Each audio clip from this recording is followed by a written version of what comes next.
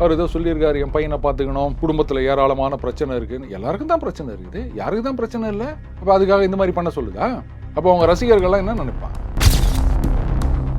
பெரிய நெட்வொர்க் இருக்கு. சும்மா ஏதோ ஒரு ஆள் இதனா வந்து ஆப்பிள் ஆர்டர் பண்ணி அந்த ஒரு ஹோட்டல்லேருந்து பரோட்டா வாங்கி வந்து கொடுக்குற மாதிரி அப்படின்னு நினச்சிங்களா?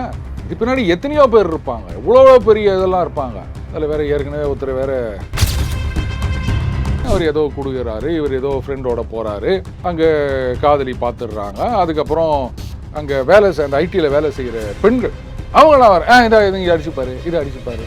என்னங்க சொல்ல வருது? கலைஞனுக்கு சமூக பொறுப்பு இருக்கணும் அப்படின்னு சொல்லிவிட்டு இப்படி சமுதாயத்தை நாசம் பண்ணி நிற்கிறீங்க. இந்த ஒரு புரட்சிகரமான கருத்தை எனக்கு தெரிஞ்சு முதல்ல கொண்டு வந்தது வந்து மணிரத்னம் அவர்கள் அப்படின்னு சொல்லலாம். வீட்டில் 2 பொண்ணு இருக்கும். அப்பா வந்து ரயிலில் என்ஜின் டிரைவரு, அவர் வீட்டில் உட்காந்து தண்ணி அடிக்கிற மாதிரி ஒரு சீன். எதை காமிக்கணும் எதை காமிக்க கூடாதுன்னு ஒரு விவசாய கிடையாது. இந்த சீன் வைக்கிறதுனால அந்த படத்துக்கு அது என்ன முக்கியமா இருக்குது சொல்லுங்க. ஏன் அவர் காபி சாப்பிட்ற மாதிரி இல்லை வேற ஏதாவது மாதிரி ஒரு சீன் வச்சா ஒத்துக்காதா? என்ன சொல்றீங்க? சினிமாவா பாருங்க அப்படின்னு காசு கொடுத்து சினிமா பார்க்குற ரசிகர்களுக்கு நீங்க வந்து அட்வைஸ் பண்ணிட்டு இருக்கிறீங்கல்ல, அதே மாதிரி சினிமாவா எடுங்க. உங்களுடைய கருத்து சித்தாந்தம் இதெல்லாம் கொண்டாந்து திணிக்கிறதுக்கு, அதையும் சமுதாயத்தை சீரழிக்கின்ற நாசமாக போக செய்கின்ற விஷயங்களை எல்லாம் சினிமாவில் கொண்டாந்து திணிக்காதீங்க.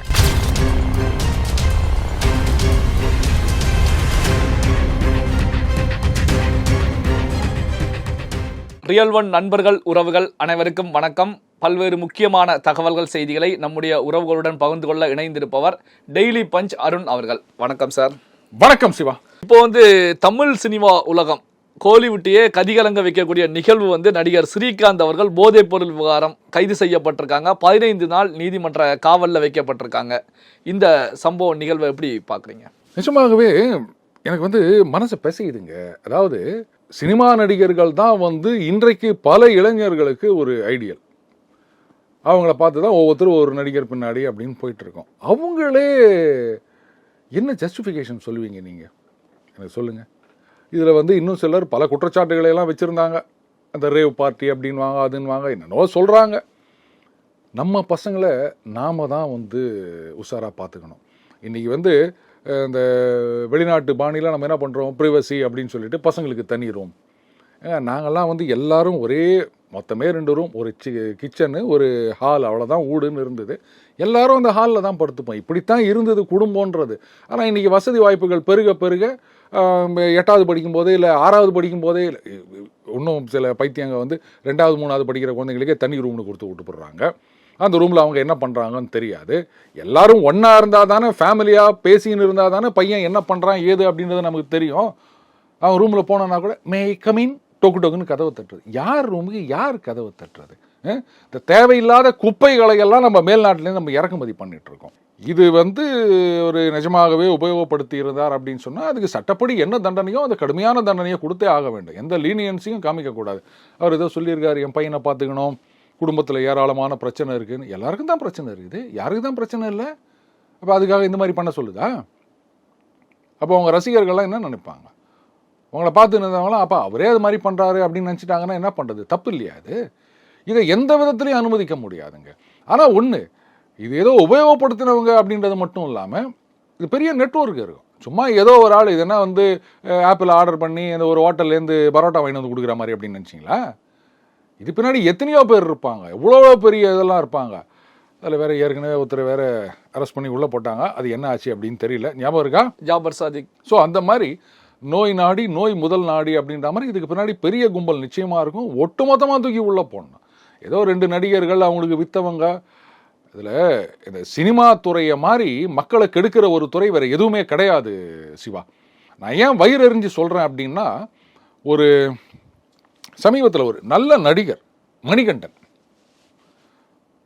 செமையான ஆக்டர், அவருடைய படம் ஒன்று வந்தது. எனக்கு ஏன் இந்த மாதிரிலாம் படம் எடுக்கிறாங்கன்னு எனக்கு தெரியல. அதில் பார்த்தீங்கன்னா இதே மாதிரி தான் பயன்படுத்துவது அப்படின்னு. அவர் ஏதோ கொடுக்குறாரு, இவர் ஏதோ ஃப்ரெண்டோட போகிறாரு, அங்கே காதலி பார்த்துடுறாங்க. அதுக்கப்புறம் அங்கே அந்த ஐடியில் வேலை செய்கிற பெண்கள் அவங்களாம் வர இதை அடிச்சுப்பாரு, இதை அடிச்சுப்பாரு. என்னங்க சொல்ல வரீங்க நீங்கள்?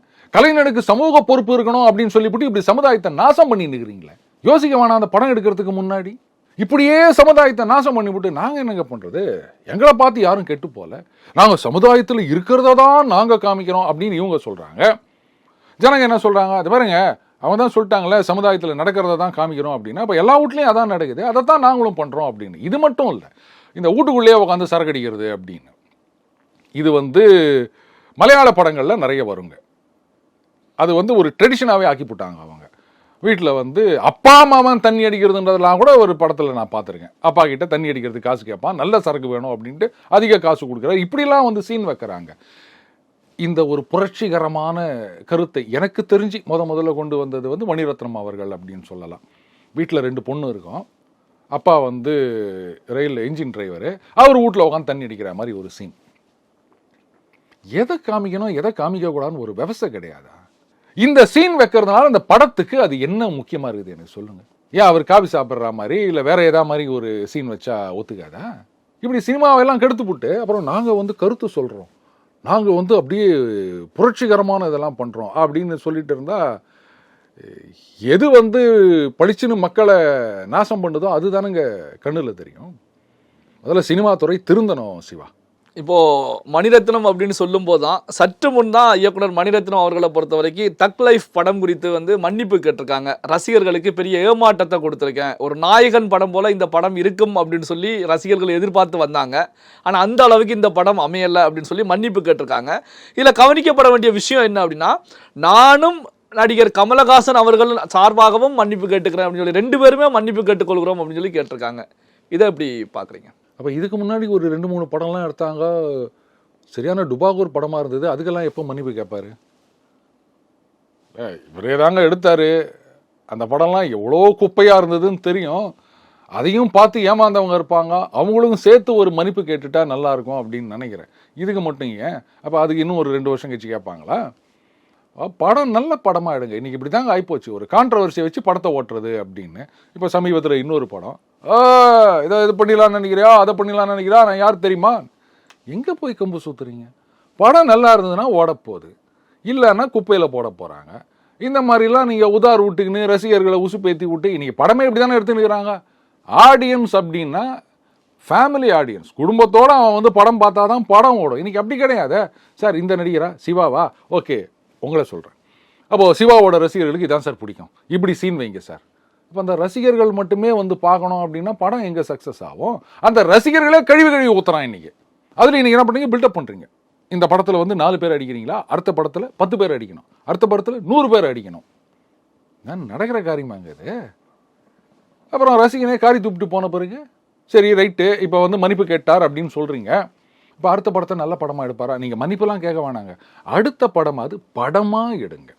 நீங்கள் என்ன சொல்கிறீங்க, சினிமாவை சினிமாவாக பாருங்க அப்படின்னு காசு கொடுத்து சினிமா பார்க்குற ரசிகர்களுக்கு நீங்கள் வந்து அட்வைஸ் பண்ணியிருக்கிறீங்கல்ல, அதே மாதிரி சினிமாவை சினிமாவாக எடுங்க. உங்களுடைய கருத்து சித்தாந்தம் இதெல்லாம் கொண்டாந்து திணிக்கிறதுக்கு, அதையும் சமுதாயத்தை சீரழிக்கின்ற நாசமாக போக செய்கின்ற விஷயங்களை எல்லாம் சினிமாவில் கொண்டாந்து திணிக்காதீங்க. நாட்டில் 1000 கெட்டது நடக்க தான் செய்யும், அதை கொண்டாந்து நீங்கள் இங்கே காமிக்காதீங்க. சினிமான்றது எதுக்குங்க வராங்க? ஒரு 1.5 மணி நேரம் 2 மணி நேரம், அவன் வீட்டில் 1008 பிரச்சனை இருக்கும், ஆஃபீஸில் பிரச்சனை இருக்கும், வாழ்க்கையில் பிரச்சனை இருக்கும். ஒரு 2 மணி நேரம் எல்லாத்தையும் மறந்து அப்படி ஆனந்தமாக ரெஸ்ட் போகலாமா, இதை பார்க்கறதுக்காக வரானுங்க. இங்கேயும் கொண்டு போயிட்டு நீங்கள் வந்து எல்லாத்தையும் கொண்டு போயிட்டு நீ வந்து நல்லாவே இருக்கக்கூடாது, எல்லாமே நாசமாக போனோம் அப்படின்னு இருக்கிற அந்த டார்க் சைடையே நீங்கள் ஹைலைட் பண்ணி காமிச்சிருந்தீங்கன்னா அப்புறம் எவன் வருவான் சினிமாவுக்கு சொல்லுங்கள்? முதல்ல நல்ல படமாக எடுங்க, அப்புறமா நீங்கள் வந்து விமர்சகர்களையோ இல்லை ரசிகர்களையோ இல்லை அந்த ரைட் விங்கு லெஃப்ட் விங்கு அப்படின்னு அவங்கள குறை சொல்கிறத அப்புறம் வச்சுக்கலாம். படம் எடுக்க தெரியலன்னா கம்முன்னு போயிருங்க.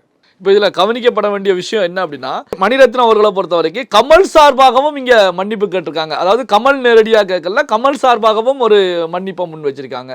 ஸோ இதை எப்படி புரிந்து அவருக்காக நீங்கள் மன்னிப்பு கேட்குறீங்க? இல்லை, அதான் எப்படி புரிந்து கொள்வது? அதான் எனக்கும் புரியல. அப்போ அதை வந்து இந்த மன்னிப்பை முதல்லையே வந்து கர்நாடகத்தில் கேட்டிருந்தா படமாவது, இதில் வேற கர்நாடகத்தில் படம் ரிலீஸ் ஆகுதுனால இத்தனை கோடி நஷ்டம்னு வேற யாரோ கணக்கு போட்டு சொல்லியிருந்தாங்க. அந்த நஷ்டத்தையாவது தடுத்துருக்கலாம்ல, முன்னாடியே கூப்பிட்டு ஆமாங்க நான் மன்னிப்பு கேட்டுக்கிறேன் அப்படின்னு அதையாவது ஒன்று சொல்லியிருக்கலாம். அந்த மன்னிப்பை எல்லாம் படம் ஊற்றி மூடி குப்பையில் போயிடுச்சு அப்படின்னு ஒன்று, ஒருவேளை ஓடிடியிலையாவது ஜனங்க பார்ப்பாங்க அப்படின்னு நினச்சின்னு ஏதாவது மன்னிப்பு கேட்டிருக்காரா? இல்லை, எனக்கு இதில் எழும்பக்கூடிய ஒரு முக்கியமான கொஸ்டின் என்ன அப்படின்னா, இப்போ கர்நாடகா விவகாரம் தான் கமல் மூலமாகத்தான் இந்த படம் ஃப்ளாப் ஆச்சா, எப்படி பார்ப்பது? கர்நாடக விவகாரத்தை விட்டுருங்க. அந்த எனக்கு தெரிஞ்சு நான் என்ன நினைக்கிறேன்னா, இவங்க வந்து இந்த பிரச்சனையெல்லாம் கிளப்பினதே அப்படியாவது படம் ஓடுமா அப்படின்னு பார்க்கறதுக்கு தான், வேற ஒன்றுமே கிடையாது.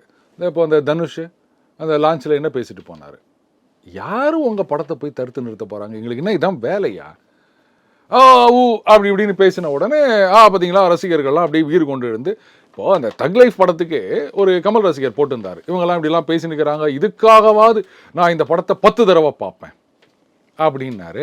கடைசியில் அவரே என்ன பண்ணிட்டார், ஐயோ ஒரு தடவையே என்னால் பார்க்க முடியலையே அப்படின்ட்டாரு. என்ன பண்ண போகிறீங்க நீங்கள்? என்னங்க விளையாட்டுதெல்லாம்? அது பாருங்கள், நீங்கள் வந்து ஒரு டைரக்டர், அவர் வந்து நடிகர், அவ்வளோதான். எங்களை பொறுத்த வரைக்கும் நீங்கள் எப்படின்றதெல்லாம் எங்களுக்கு தேவையே இல்லை.